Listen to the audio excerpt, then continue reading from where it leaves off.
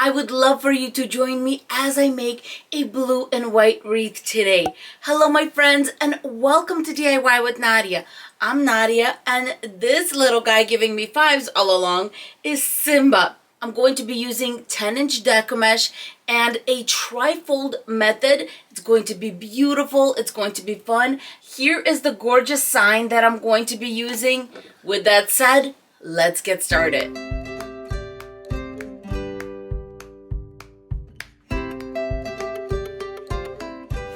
Here are the few supplies we're going to need for this wreath. You're going to need 2 rolls of Deco mesh. Both need to be 10 inches in width and 10 yards in length. When it comes to my ribbon, I'm going to be using 2 different sizes, a 1.5 inch wired ribbon and a 2.5 inch also wired. This one, of course, is so stunning and beautiful, but you can use both that are 2.5 inches or both that are 1.5 inches. It really doesn't matter as long as you get the colors or the prints that would work with your sign. When it comes to my sign, I have a metal 8-inch sign.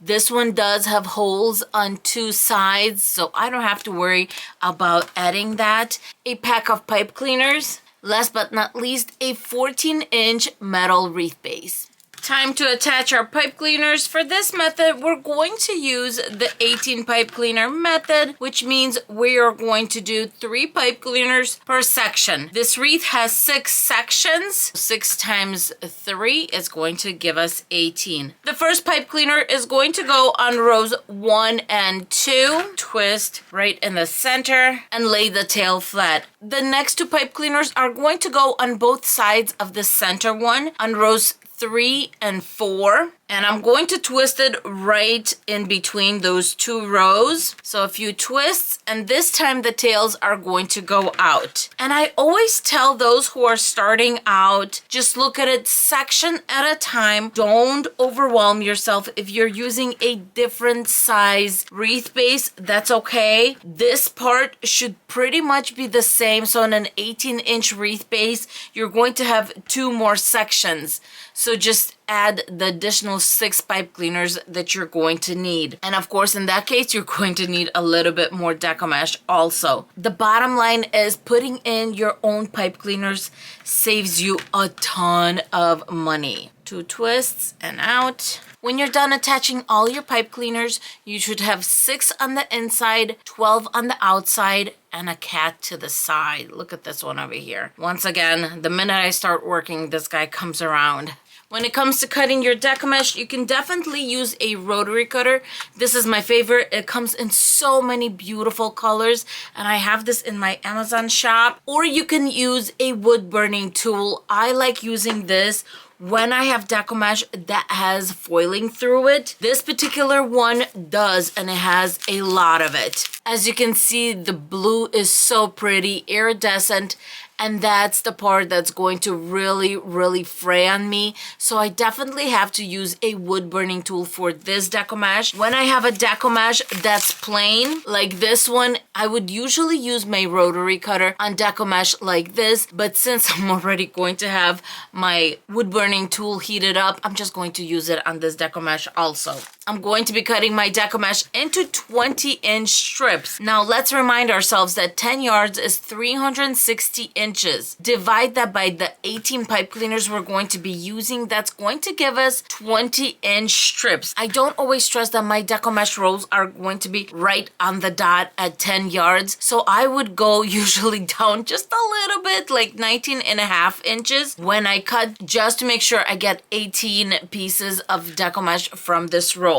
The tempered glass cutting board that I'm using is 12 by 16 inches, and it's perfect because it's not too big, easy to store in your craft room, and it works perfect for what we need. As always, I cut going in between 2 rows. Doesn't matter how crooked the row is. It is nice and even, and that way I know that my piece is going to lock in both sides nice and even. And then I'm going to put this in a laundry basket next to me. Now this I say every time, and you're going to hear it in every video. Make sure you're working in a ventilated area. We are our cutting plastic. If you're wondering what happened to Rocky, well, I just put him in a stroller that I keep in my office. That's right, yes I do. And he's just sitting there patiently and calm because he's next to me and that's all he cares about. Same thing with your second roll of Deco mesh, or blue one in my case. You want to make sure that you're cutting 19.5 to 20 inches and you're going to need 18 pieces. Altogether, you are going to need 36 pieces of Deco mesh. Now let's cut our ribbon. I'm going to start with my 1.5 inch ribbon, and I'm going to be cutting my ribbon into 11-inch strips. After you get your 18 pieces of ribbon, you're going to cut it, and then we're going to make dovetails. Fold your pieces in half at the end and cut a little triangle out. And just like that, we have dovetails. Now let's cut our stunning ribbon. I love this one. I found it on Temu. And by the way, for all the supplies, I always list them in the description box below. If you're watching this video on TV, I know you're not able to see that part. So just go to your either phone, tab, or computer, and you'll be able to see everything I use and a lot of links to what I use in the description box below. Once again, I'm going to be cutting this ribbon into 11-inch strips, and we're going to need 18 just like the white one. Same thing with this ribbon. I'm going to be cutting dovetails, fold the ends in half, and cut out a little triangle. Time to make our trifold bows. You will either need a clamp because we're going to make one bow at a time, or what I actually like to use for this method is a bow maker. I'm going to put the dowels in. The bow maker just makes it easier to make one of the bows, put them in, then make the other one, bring them together and onto our wreath base. When working with 2 rolls of Deco mesh, of course, we're going to invert them, meaning I'm going to have the striped one on top. In the next set, I'm going to have it at the bottom. And just like this, we're going to go around the wreath. Let's start with our blue one. The first thing I do is find my 6 inches on my cutting mat and put my Deco mesh right over that.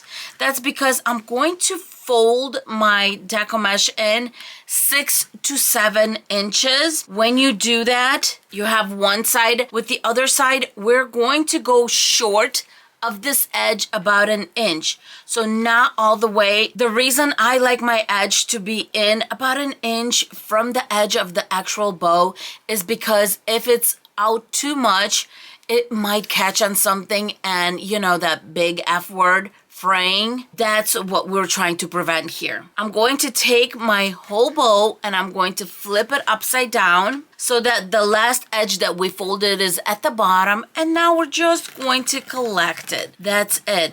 We have a beautiful bow. I'm going to put it right in the center of my little bow maker, and now we're going to get the blue one. Once again, we're going to go straight for the center of our cutting mat, and we're going to fold in 6 to 7 inches. There's my 6-inch mark. I'm going to go in about 6.5, and then this one will be nicely overlapping. Here is the end of my Deco mesh piece, and here is my bow. It's about 1 inch apart, making sure that this edge is not going to catch on something. Now I'm going to just flip this over and collect it in the center. How pretty, right? Now we can put it on, and I like to crisscross it, all set up to go on our pipe cleaner. When I have my bow on, we're going to do a few twists, pull our pipe cleaners up because we still have our ribbon that we're going to attach a little later. For our next set, I'm starting with the striped, going in 6 to 7 inches, over with the other edge and flip. As you can see, this is not so bad. It's nice and quick. We just fold. Now we're going to flip and bring it together in the center. This method is fairly quick once you get going. Now I have the blue one on top, and we're going to attach it to our next pipe cleaner. A few twists I'm going to continue this pattern going all the way around. This is only the inner row done. Look how beautiful and full this is already. Now I'm going to get started on the outer row, and look how helpful having those pipe cleaners sticking out from the outside helps. You just grab one and go, grab one and go. Same thing, we are going to interchange the colors, blue on top and then the striped on top, blue on top and striped on top. And I attached 2 nice tight twists at least, or 3. Here we go. And that's it. This is going to be a beautiful, beautiful wreath. I'm putting on the last set of bows for this wreath, and oh my goodness, friends, just take a look how big this wreath is, and poofy and beautiful. I'm loving this decoupage. It is definitely a fluffy and gorgeous wreath.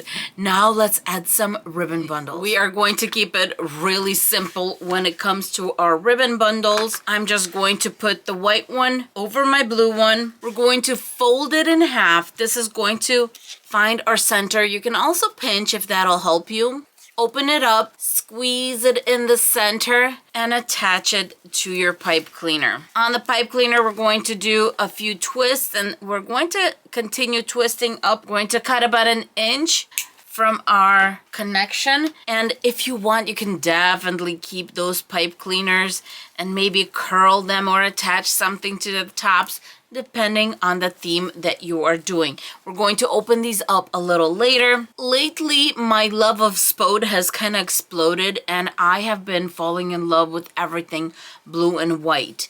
And just a little fact for you, this blue and white print, or any print that's kind of vintage blue and white, to my knowledge, is called Chinoiserie. It is a French word, and I think it's absolutely stunning. I love it to the fact that I want to kind of do my next kitchen in blue and white shades, and I'm so excited about it. That's why I did this wreath, is because, telling you, my friends, I'm just starting to fall in love with this blue and white motif so much. In the comments below, I would love to know if you have a certain pattern or print that you're in love with.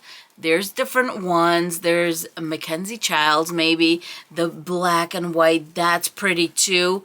And I'm trying to figure out how to kind of incorporate both together, because I love that one too a lot. But lately, I just been really into Chinoiserie. All the ribbon bundles are on. Now I'm going to work on attaching the sign. Our sign is not too big, so we don't need to work too hard, but I do like to get the ribbon out of the way, because that is the really pretty part, and I want that to show. So I'm going to kind of work the ribbon out of the way so that my sign can sit right in here. That deco mesh is what's going to hold up our sign. Going to take a white floral wire, cut about 12-inch pieces, just 2 of them, because I need one for the top and the bottom of the sign. Threading my floral wire in. I like to do a few nice twists in the back so it's secured. There's my floral wire attached. And now I'll attach the second one. Now I'm just going to place my sign in the center, flip my wreath. When initially attaching any sign, I don't like to do it too tight. Just 1 twist in the back. Then I'm going to flip and check to see if I need to get it down a little bit more. I think this is actually quite perfect. So let's flip back over, twist my floral wire up and around the wreath base. Since we're already in the back, this is when I like to put in my hanging loop. Going to grab a piece of jute cord, making sure it's not too long. Make a knot or 2. That's going to be perfect.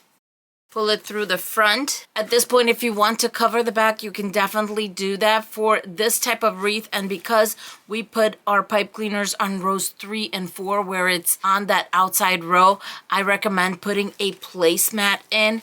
If you've never seen how I do this, I'll attach a video in the description box so you can take a look. Our sign is on. Now comes my favorite part, and that's opening up the ribbon bundles. We're going to open them up like a little flower. I know I always say that, but I love it because that is what I think about when I'm opening up my ribbon bundles. You can see the gorgeous ribbon. It's not hidden. Look how full and beautiful this wreath came out. And to be honest, it was quick to put together. You have your 20-inch strips and you just fold, and bring it together. Not bad at all. I'm just so excited to hang this wreath in my home.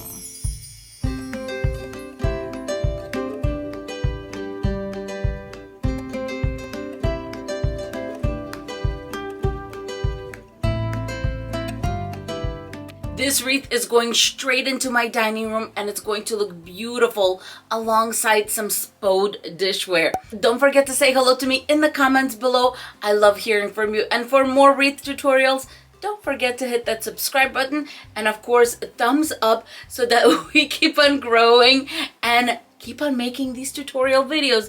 Thank you so much for being with us. Have a beautiful and blessed day. Bye, my friends. Somebody want to say bye to everyone? Say bye. He's just too sweet.